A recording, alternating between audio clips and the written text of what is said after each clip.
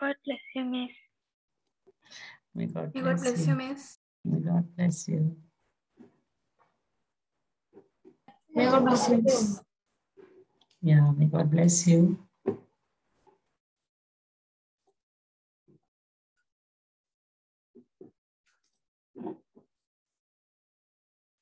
May God bless you, ma'am. May God bless you.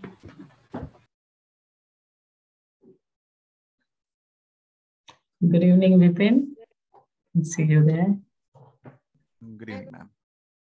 Good evening, everyone.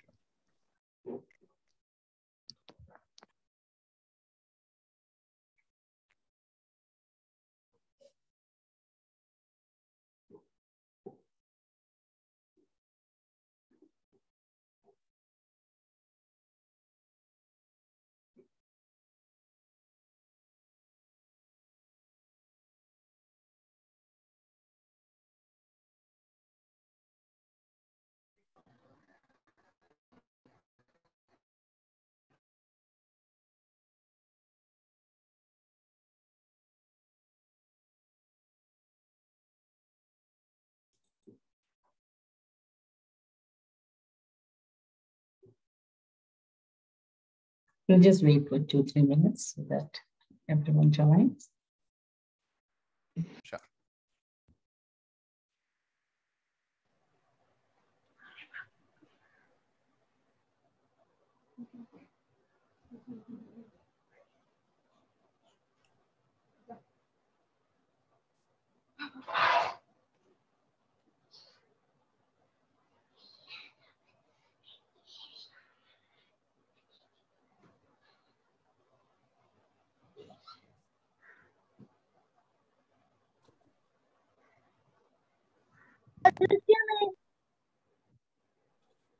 May God bless you.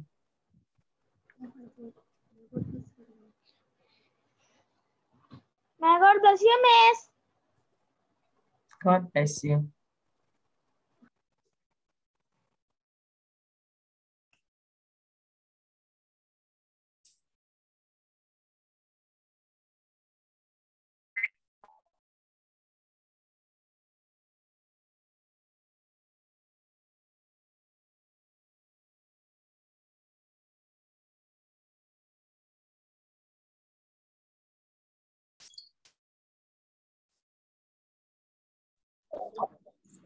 May God bless you, Miss.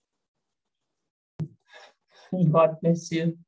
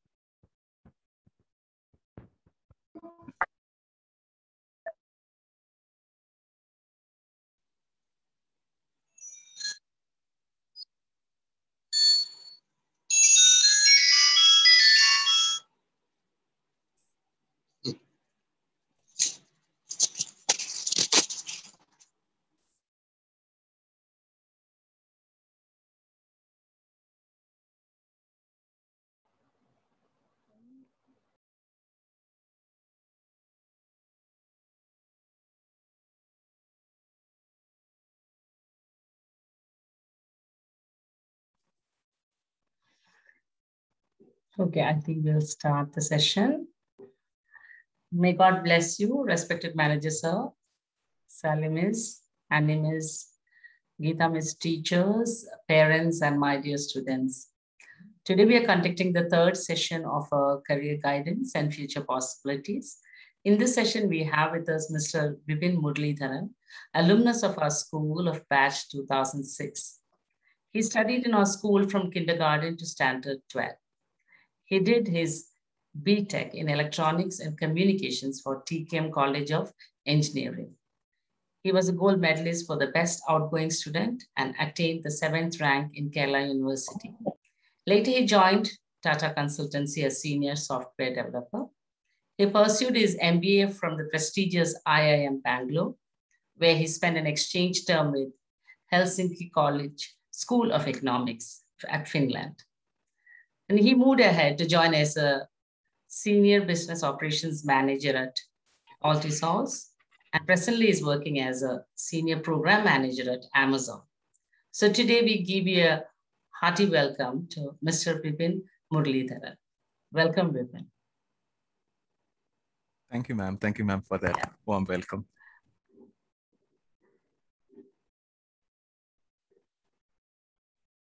Yes, Bipin, you can start with the session. So, very good evening, one and all. I take it as a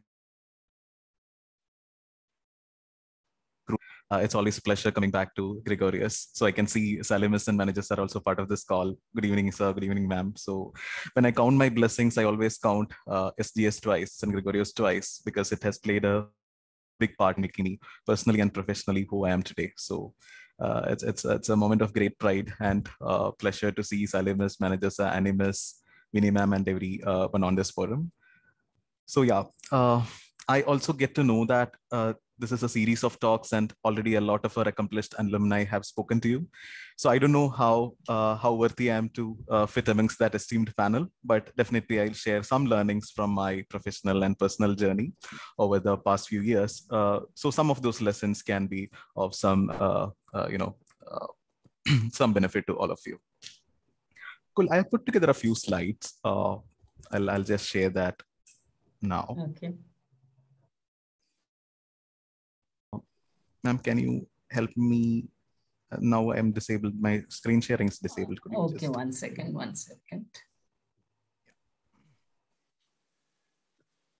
Salimis manager, sir. Good evening.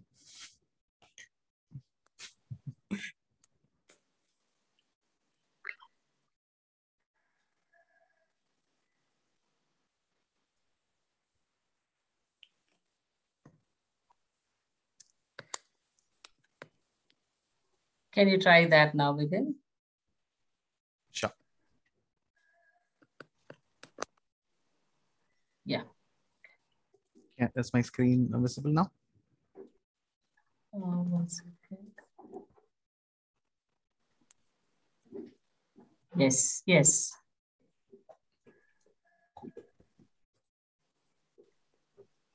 So yeah, let's start. So this is a brief intro about me, and Vinny ma'am has mostly covered all of it. Just so that you know, like what I do at Amazon, I'll give a quick brief intro of what I do at Amazon. Hope all of you show up at Amazon. If you don't do, please do that, because that is how I get my salary. So I encourage all of you to shop on Amazon. So yeah, so if at all you face a problem while you shop with Amazon, right? So whether your order has not been delivered, or if there is a problem with the product, or like, you know, your refund is stuck somewhere, then you will have to contact Amazon through a toll-free number or through our app. So then, like, you know, how Amazon treats every such contact to be a defect. So a seamless experience on Amazon should be like, you should never have to contact Amazon. So once you shop on it, good things should get delivered to you in a fast pace, so that you never have Amazon works. So what I work on is to look at what are these contacts for and how to reduce those contacts. And if at all the contacts land with us, I have to ensure that they part with us with the best experience. So how to reduce such contacts and how to offer the best customer satisfaction to people who land with Amazon customer care, that's what I look at as a broad portfolio. So I'll not spend much time on my Meet Me slide. Yeah, I'll quickly move on to the next slide. Possibly we can make it an interactive session. So I'll start with your dreams, right? So I'll speak about 5 different key lessons that I have learned in my personal and professional journey, starting with what your dream is. Right. So this is your school time. Like, you know, that is when you start dreaming or getting ambitious about things, right? So my first lesson is your dream can be very different from what you think your dream is. Right. So I hope all of you are comfortable with English, and I'll continue in English. I'll intermittently switch in Malayalam if that's okay. So your dream can be very different from what you think your dream is. So how do you form dreams? This is the time that during school time, that's when you start forming your ambitions, aspirations, dreams, etc. Right? So more often than not, there are a lot of ingredients that decide your dreams, and it might give you a very false sense of what your dream is. So now let me give you as an example how I started dreaming, right? So if I see a flamboyant Mammootty on screen playing like a advocate character, a lawyer, then like I'd be like floored by his dialogue delivery, and then I would say, okay, I want to become an advocate in life. Or I would see Sachin Tendulkar hitting a century, and then I'd be like, I'd be moved by his flamboyance, and then I would think, okay, I would want to be a cricketer. So more often than not, our dreams are decided by admiration for people. Sometimes it's moved by confusion, right? Because you have a lot of options before you. Some people would say you go for engineering, some people would say you go for medicine, some would say go for pharmaceuticals, you go for like architecture. You're like confused with the choices, and then you pursue a dream which is not really a dream. Sometimes you are lazy, like you don't know what to choose, and you go with some choices which are thrust upon you. Confusion or laziness. Would that land you at the right place? Sometimes yes, but more often than not, no. Then how do you form your dreams? It is who did as mechanical engineering and then went to Abu Dhabi and made tons of money. Then you would form a mental image about what you want to be. Okay, this is the cousin I want to be, or this is the person I want to be. Or you have like your elder sister who did her graduation in architecture and went on to settle in Canada and made lots of money. Then you would say, okay, this is a tried and tested option, I'll go for that. So we always have, we always have an affinity for risk-free choices. We don't want to take any risk. So what we'll do, we'll go for tried and tested methods. So if you ask me, your dream should never be formed out of admiration for someone, confusion out of your choices, laziness to choose something, or not because of a risk-free choice. Now, how should you form your dreams? That's what you see on the screen. There are 3 questions that you should always, or 3 ingredients of your dreams. What you should do. How do you get to hear this? Your parents would say this, right? Or your elders would say this. Hey, Midil, you should be doing this. Or hey, Abbas, you should be doing this. You should be doing your engineering. Or hey, Rinsi, you should be pursuing this. Should you completely accept all those advices? No. But should you discard it either? No. You should go somewhere in between, because all our parents and elders, they have like a long life. They have lived a long life. They have been exposed to a lot of situations, scenarios. So we should not completely disregard their advice, but you should not completely accept it either. So while forming your dreams, one part of it should be the advice that comes from your parents and elders, which says what you should do. In fact, teachers as well. Second, what is that you want to do with your life? When I say what is that you want to do with your life, I'll give some of examples from my peer group. So one of my friends was one of the toppers in my BTech batch. He wanted to have a very settled life. He did not want to pursue big money. He wanted to have like a 9-to-5 kind of job, a good work-life balance, wanted to be with parents. So he became like a college lecturer with a reputed institution. If you ask me if he's making big money, no, but he's very settled in life, a very respectable profession. He is going there. I have another friend who did not want to be working under anyone. He wanted to be his own boss. So he has started a business venture. He is into like an automobile venture, and that's doing pretty good.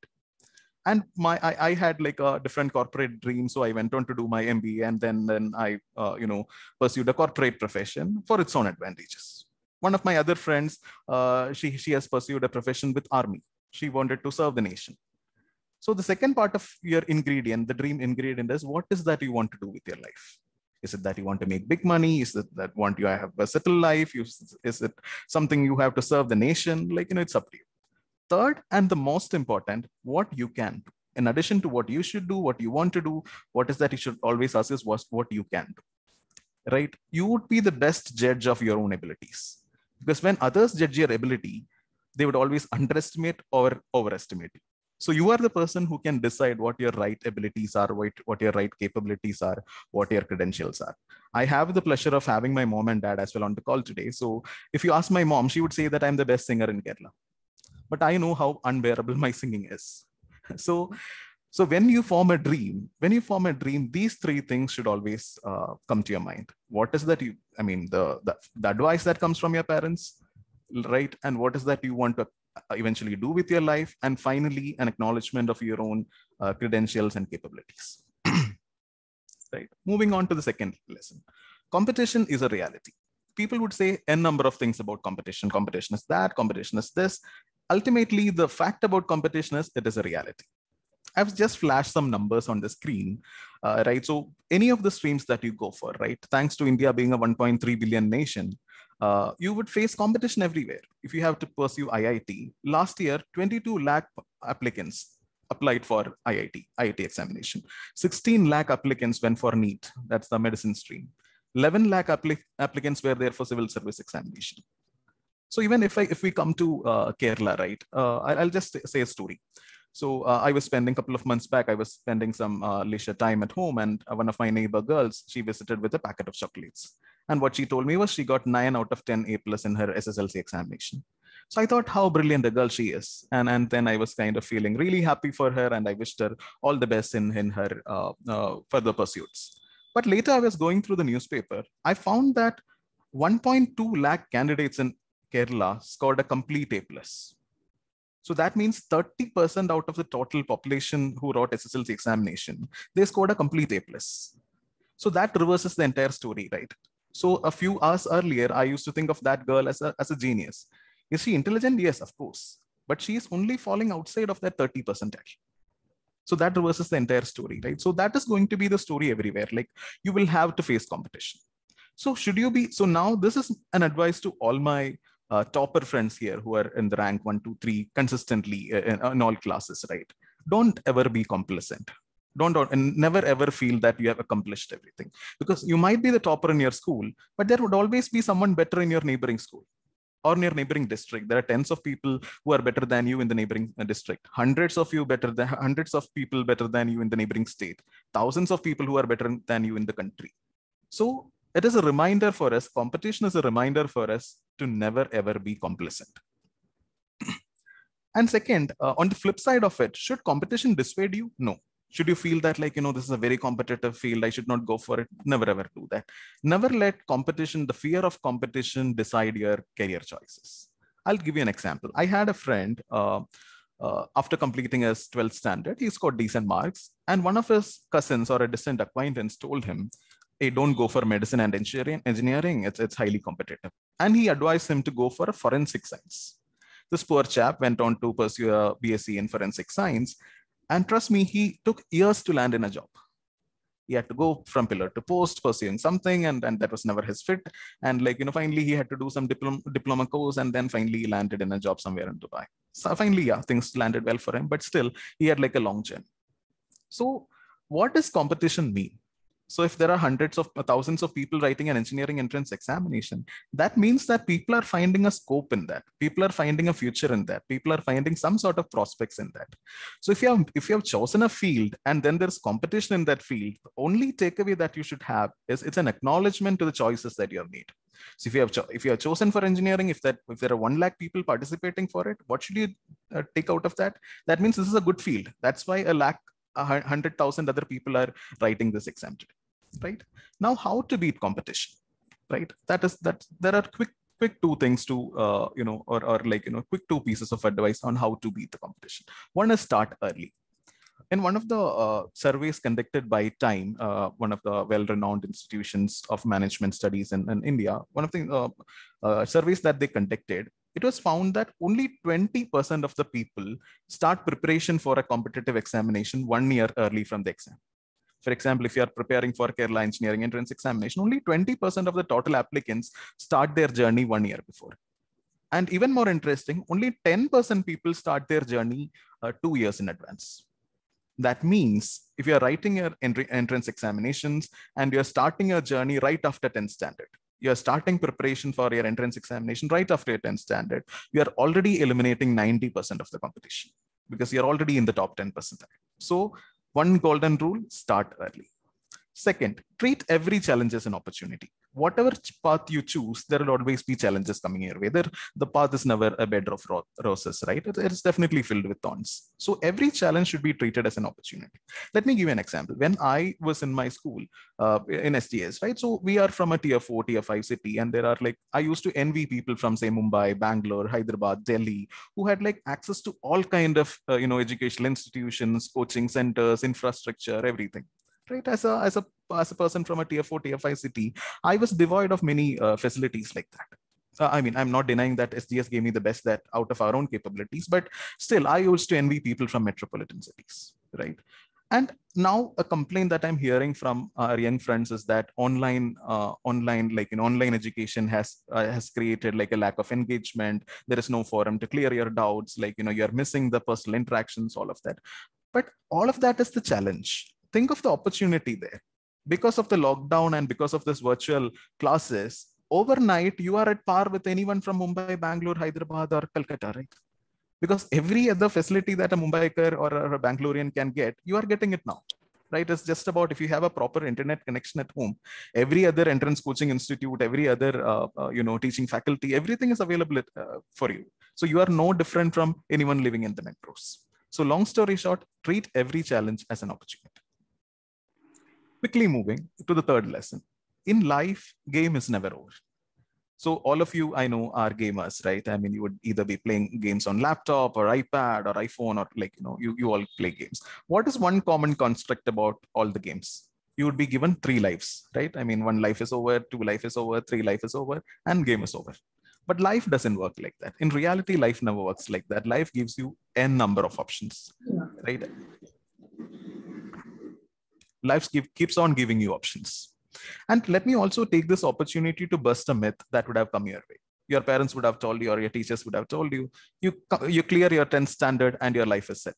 You clear your 12th standard, your life is set. Let me tell you upfront, guys, that's a myth. That's not going to work that way, right? So if you clear your 10th standard, there's going to be a 12th standard. If you clear your 12th standard, there's going to be an undergraduate degree. If you clear your undergraduate degree, there's going to be a post-graduation. And even after 9 years of work experience, still I have to keep updating myself.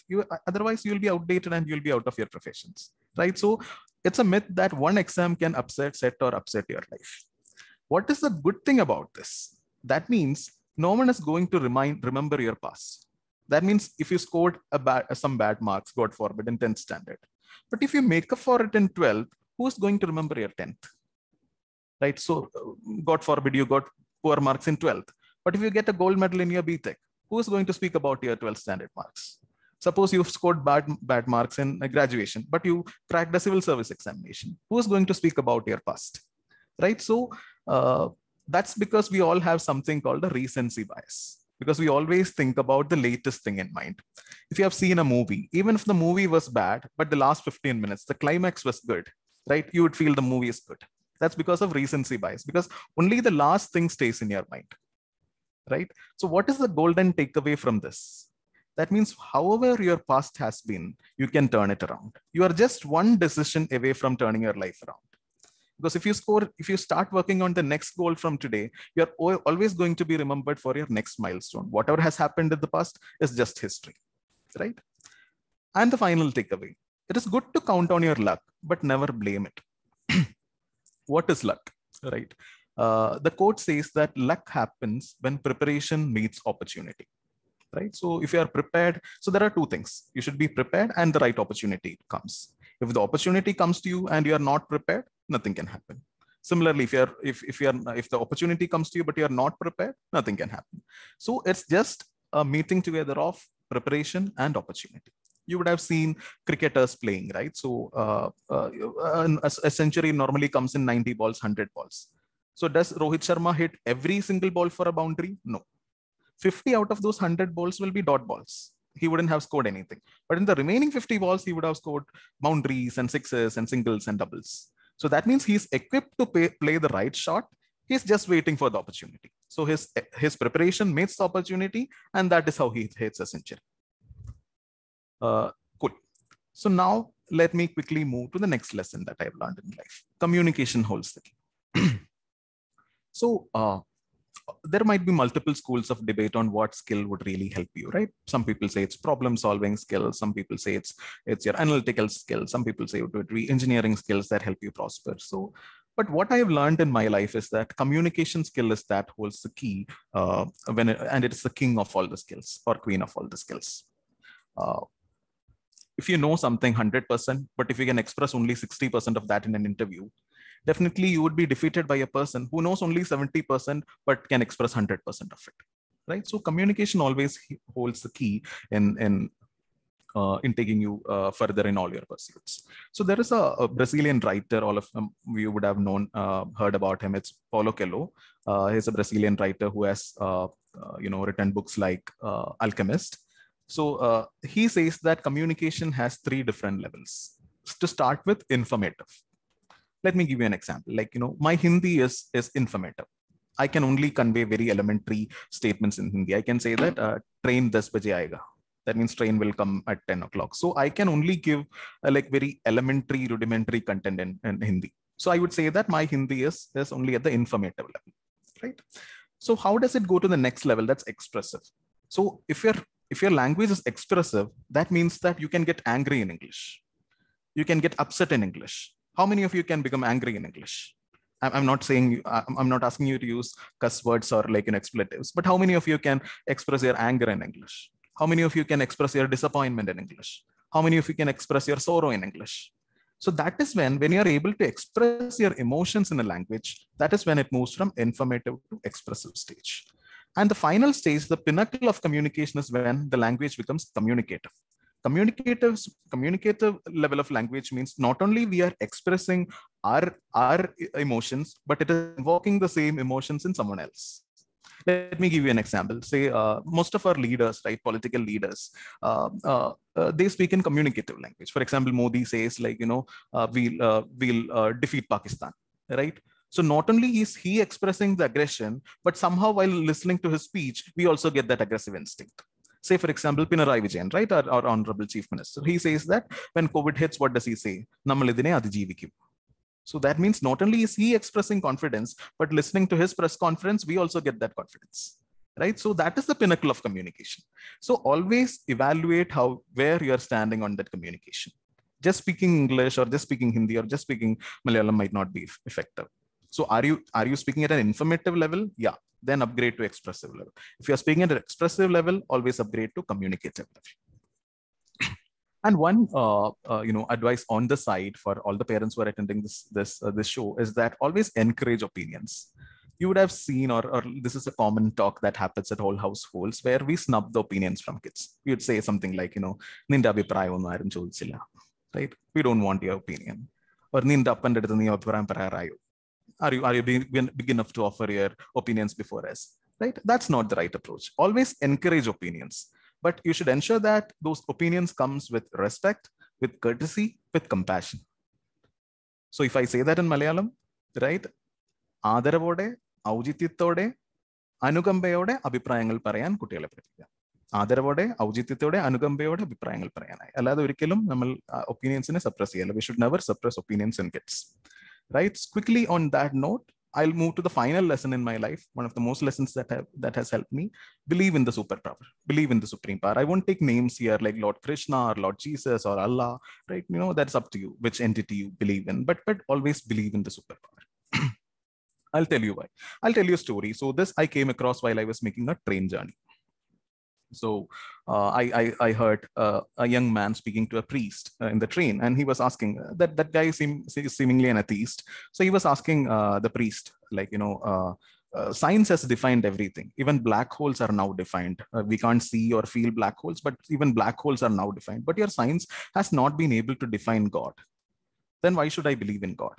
Or that was the question. So the priest, gave a very inspiring reply for that. The priest said, once you define an entity, you are defining limitations for it. Say, for example, you have a medical cardiac problem. God forbid, you have a cardiac problem. You go to a cardiologist, a renowned cardiologist, say the most famous cardiologist available in the country.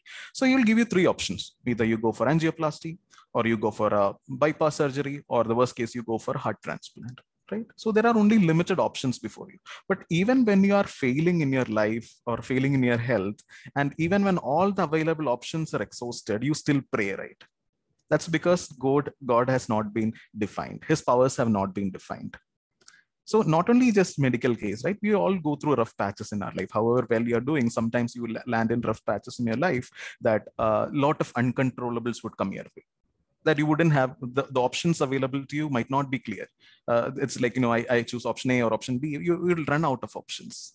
But then there should still be a ray of hope that guides you through that rough patch. And that hope is God.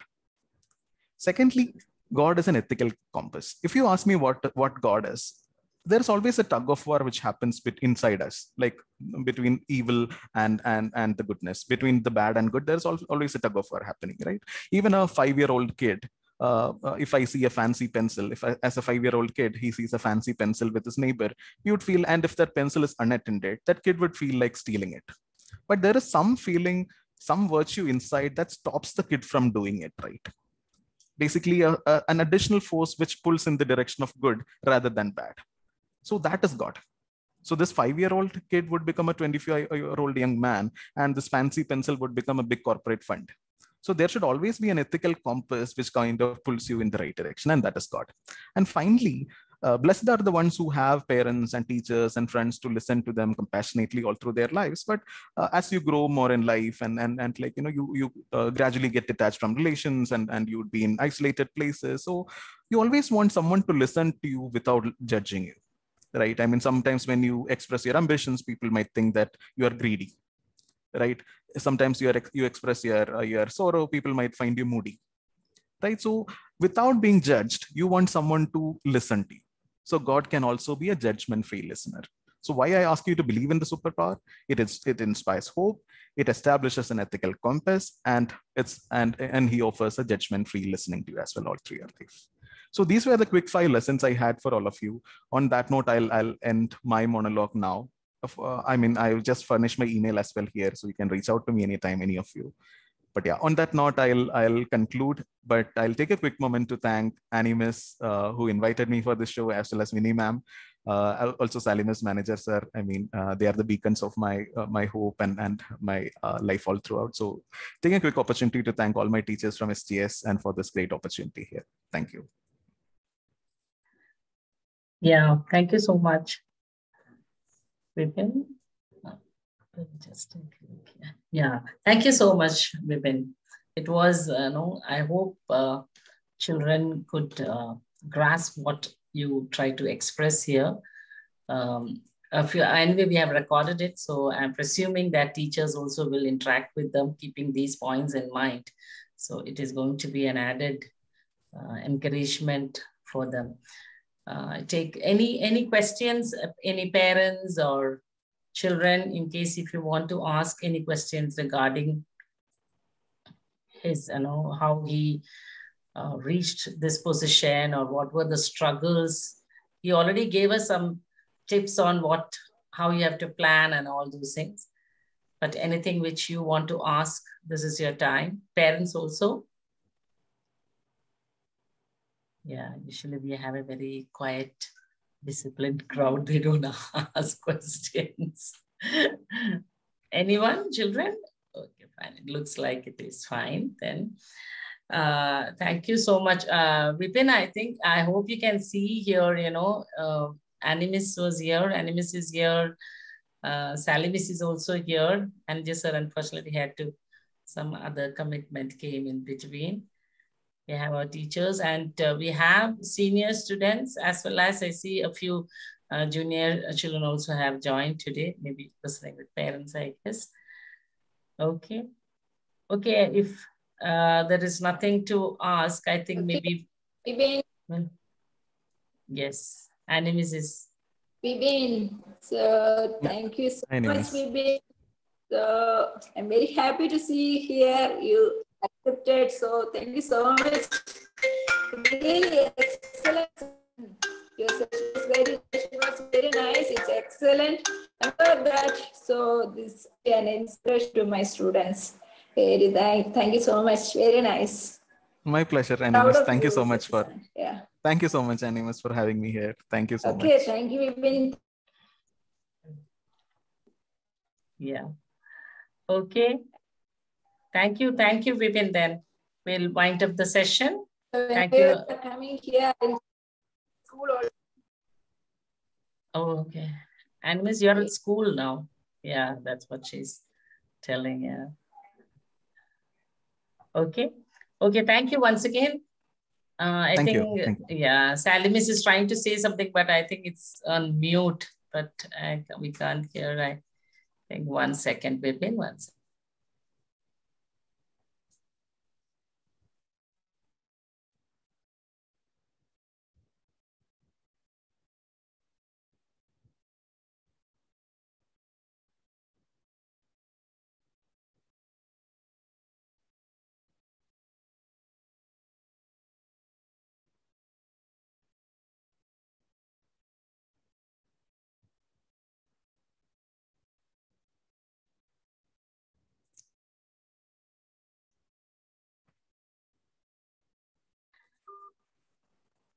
Yeah, I think Vipin, I'll tell Salmis to call you and she'll talk to you personally. You couldn't hear what she was telling. She was trying to communicate something to you.